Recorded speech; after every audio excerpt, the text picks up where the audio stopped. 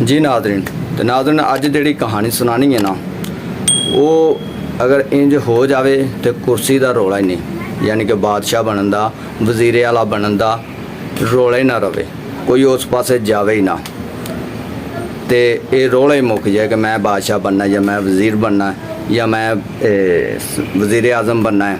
इहो जिहा रौला ही ना रवे, इहो जे लड़ाई झगड़े ना रहन कि उन्होंने नीवियां करो तो उन्होंने नीवियां करो, मैं अव्वल हाँ जी, मैं अव्वल हाँ जी, मैं सब तो बेहतर हाँ जी, मैं सब तो बेहतर हाँ, आने तो पहले सारे इदां करते हैं, तो ये रौला ही ना रवे। तो अज की कहानी जी उस तैनूं सुनाने आ, तो मैं तुहाडा होस्ट सरफराज अपने प्रोग्राम बीतियां रुत्तां दे विच तुहाडे नाल एक बार फिर हाज़र हाँ। तो अज की कहानी की है भई, किसी पिंड दे विच ये कानून सी भई उत्थे एक साल ही बादशाह रखा जाता सी, एक साल ही बादशाह रखा जाता सी, ते एक साल तो बाद उस बादशाह नूं एक ऐसे जंगल दे विच सੱਟ दिता जाता सी कि जिथे जंगली जानवर हुंदे सन, खूनखार जानवर हुंदे सन। लिहाजा की है कि साल बाद इस तरह कह सकते जे कि एक साल बाद वो आपदे बादशाह नूं मार देंदे सन। कि सारी गल जो जंगल च सੱਟ देना तो उन्होंने खूनखार जानवरों ने खा लेना तो उन्हें मर जाना। एक साल जिहड़ा वो आपदी मर्जी की हुक्मरानी करता सी, आपदी मर्जी की बादशाहत करता सी, सुकून करता सी एक साल, ते एक साल बाद उन्होंने जंगल च सੱਟ आते सन। तो की हुंदा है कि हुण कोई राज़ी नहीं हुंदा कि मैं बादशाह बना या मैं बादशाह बना, कोई राज़ी नहीं सुनता कि मैं बादशाह बना या मैं बादशाह बना। इस तरह ही अगर इत्थे कानून लागू किया जाए तो यकीन जानो कि कोई इस पासे आवे ही ना।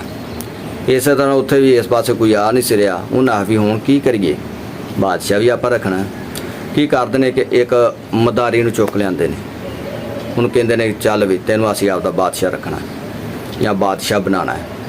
वो परेशान हुंदा कि मैं मदारी, मैं जानवरां नाल करतब करने वाला बंदा, मैं बादशाह, उन्हें मैं नहीं बादशाह बनना, उन्हें भी असीं तेनों बादशाह बनाना है।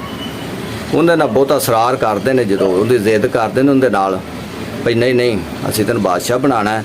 तो आंदा लिहाजा मैनूं इदां करो कि मैनूं एक रात का या एक दिन का टाइम दो तो मैं तुहानूं दसांगा कि मैं बनना बादशाह कि नहीं बनना। आंदा ठीक है जी। हुंदा कि भी अगले दिन ना सुबह ही हुंदी तो आंदा वो ना पता करता है, जाता है भी पता करता है भी आया कि की वजह है क्यों मैनू बादशाह बनाना चाहते हैं। उन्हें पता लगता है भाई बादशाह एक साल वास्ते मुनक्कद किया जाता, तो उस तो बाद एक साल बाद फलाने जंगल के विच उन्होंने सੱਟ दिता जाता, वो लिहाजा मर जाता है। उन्हें अच्छा ये गल है। अगले दिन की आंदा भी ठीक है जी मैं बादशाह बनांगा। पहले वो परेशान होंदे ने कि कल तो मनन नहीं सी दिया, तो अज किवें मन गया, चलो असीं तो बादशाह बनाना, ठीक है जी मन जाता, बादशाह नूं बना देंदे। उन्होंने कहा एक साल जिहड़ा ना तू अपनी मर्जी नाल हुक्मरानी करनी, बादशाहत करनी, एक साल तेरे कोल है, तो एक साल बाद तेन फलाने जंगल च सੱਟ दिता जाएगा। उन्हें ठीक है जी, कोई मसला नहीं, कोई मसला ही नहीं। वो भी अगो हिसाब ला लो। अच्छा वो की करता भी जिस टाइम बादशाह तो बह जाता ना, पहला हुक्म देंदा वजीर नूं, उन्हें वजीरा जाके ना वो फलाना फलाना जिहड़ा जंगल वढ़ दिओ। ठीक है जी, हुक्म हुंदा जाके वढ़ देंदे ने। दूसरा हुक्म देंदा उन्हें इंज करो कि जिन्ने जानवर खूनखार उनके विच ने ना सारे कतल कर दो, मार दो, वो भी मर जाते हैं। उस तो बाद तीसरा हुक्म देंदा है उन्हें उत्थे जिन्ने भी फल वाले दरख्त नहीं पौधे ने ना वो सारे ला दो, हरियाली तो अगे होंदी है, उन्हें वो सारा कुछ कर दो उत्थे।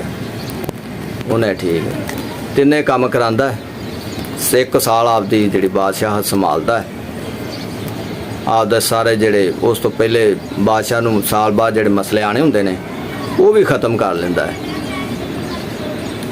अपने सारे मसले ख़त्म कर लैंदा है कि ताकि कल नूं मैं जिहड़ा ना मरा ना, मैं अपनी सुख की जिंदगी उत्थे भी बसर करा। तो वो भाई साल अपने बादशाहत भी करता है, अपनी हुक्मरानी भी चलाता है, तो साल बाद जिस टाइम उन्होंने उस जंगल च सੱਟਿਆ ਜਾਂਦਾ है, बल्कि सੱਟਦੇ की ने वो ला लो भी आप ही चला जाता है कि उत्थे हुण किहड़ा मौत का डर सी या मौत का खौफ सी। इत्थों बादशाही करके उत्थे जाता है तो उत्थे भी अपना ਇੱਕ ਅੱਛੀ ਜ਼ਿੰਦਗੀ ਬਸਰ ਕਰਦਾ ਹੈ, ਕਿਉਂਕਿ ਉੱਥੇ ਵੀ ਨਾ ਤਾਂ ਕੋਈ ਜੰਗਲੀ ਜਾਨਵਰ ਰਹਿ ਗਿਆ ਸੀ ਤੇ ਖੁਸ਼ਹਾਲੀ ਸੀ, ਫਲ ਫਰੂਟ ਵਗੈਰਾ ਉੱਥੇ ਵੀ ਜਾ ਕੇ ਆਪਣੀ ਜ਼ਿੰਦਗੀ ਬਿਹਤਰ ਜਿਹੜੀ ਗੁਜ਼ਾਰਦਾ ਹੈ। ਤੇ ਦੂਸਰੇ ਸੋਚਦੇ ਨੇ ਕਿ ਯਾਰ ਇਹ ਚੀਜ਼ ਤਾਂ ਸਾਡੇ ਜ਼ਿਹਨ 'ਚ ਹੀ ਨਹੀਂ ਆਈ, ਇਹ ਚੀਜ਼ ਤਾਂ ਸਾਡੇ ਜ਼ਿਹਨ 'ਚ ਨਹੀਂ ਆਈ। ਤੇ ਇਸੇ ਤਰ੍ਹਾਂ ਕੁਛ ਜਿਹੜੇ ਬਾਦਸ਼ਾਹ ਹੁੰਦੇ ਨੇ ਉਹ ਮੁਲਕ ਦੀ ਸੋਚਦੇ ਨੇ, ਕੁਛ ਜਿਹੜੇ ਨੇ ਆਪ ਦਾ ਸੋਚਦੇ ਨੇ, ਤੇ ਜਿਹੜੇ ਮੁਲਕ ਦਾ ਸੋਚਦੇ ਨੇ ਉਹ ਦੁਆਵਾਂ ਲੈਂਦੇ ਨੇ ਆਪਣੀ ਆਵਾਮ ਕੋਲੋਂ ਤੇ ਉਚਾਈ ਤੇ ਜਾਂਦੇ ਨੇ, ਆਪਣੇ ਮੁਲਕ ਨੂੰ ਉਚਾਈ ਤੇ ਲੈ ਕੇ ਜਾਂਦੇ ਨੇ। ਤੇ ਕੁਛ ਬਾਦਸ਼ਾਹ ਐਸੇ ਹੁੰਦੇ ਨੇ ਕਿ ਜਿਹੜੇ ਸਿਰਫ ਆਪ ਦਾ ਸੋਚਦੇ ਨੇ, ਵਾਮ ਭਾਂਡੇ 'ਚ ਵੜੇ। ਤੇ ਅੱਜ ਦੀ ਮੇਰੀ ਸਟੋਰੀ ਕਹਾਣੀ ਇਹ ਸੀ। ਤੇ ਆਪਣੇ ਹੋਸਟ ਸਰਫਰਾਜ਼ ਨੂੰ ਦਿਓ ਇਜਾਜ਼ਤ, ਨੈਕਸਟ ਵੀਡੀਓ ਦੇ ਵਿੱਚ ਫਿਰ ਤੁਹਾਡੇ ਨਾਲ ਮੁਲਾਕਾਤ ਹੋਏਗੀ। ਤਦ ਵਾਸਤੇ ਅੱਲਾ ਨਿਗਹਿਬਾਨ। ਪਾਕਿਸਤਾਨ ਜ਼ਿੰਦਾਬਾਦ, ਪਾਕ ਫੌਜ ਪਾਇੰਦਾਬਾਦ।